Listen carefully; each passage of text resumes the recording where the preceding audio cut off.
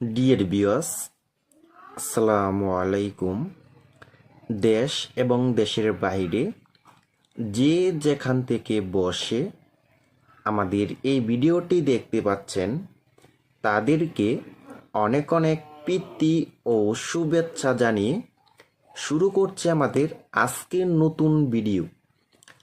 আজকের ভিডিওতে আমরা মূল আলোচনা করব মাত্র 7 মাসে কিভাবে চিতল মাছ বাজারজাত করতে পারবেন, আর চিতল মাছের খাবার কি, আর চিতল মাছের পুকুর কিভাবে প্রস্তুত করবেন।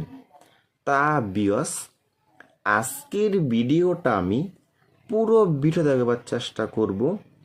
ভিডিওটা কেউ কেটে কেটে দেখবেন না। আর আমাদের ভিডিও যদি ভালো হয় এবং ভালো লাগে তাহলে আমাদের ইউটিউব চ্যানেলটা সাবস্ক্রাইব করে দিবেন পরবর্তী নতুন নতুন ভিডিও পাওয়ার জন্য।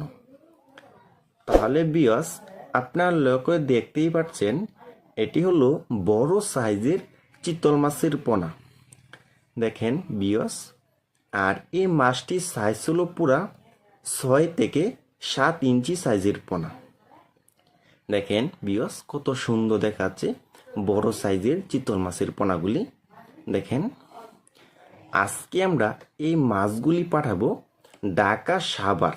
দেখেন ভিউয়ার্স, আজকে আমরা সর্বনিম্ন 1000 পিস সেল করব। সর্বনিম্ন আজকে আমরা 1000 পিস সেল করব। প্রতিটি ড্রামের ভিতরে মাছ দিব মাত্র 150 পিস করে। প্রতিটি ড্রামের ভিতরে মাছ দেব মাত্র 150 পিস, মানে অল্প করে মাছ দেব। দেখেন ভিউয়ার্স, এটি হলো অরিজিনাল চিতল মাছের পোনা।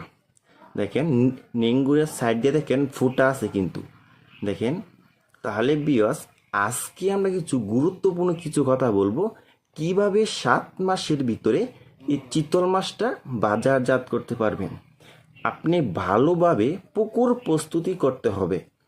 প্রতি শতাংশে 1 কেজি হারে চুন ব্যবহার করতে হবে, 150 গ্রাম টিএসপি সার, 150 গ্রাম ইউরিয়া সার।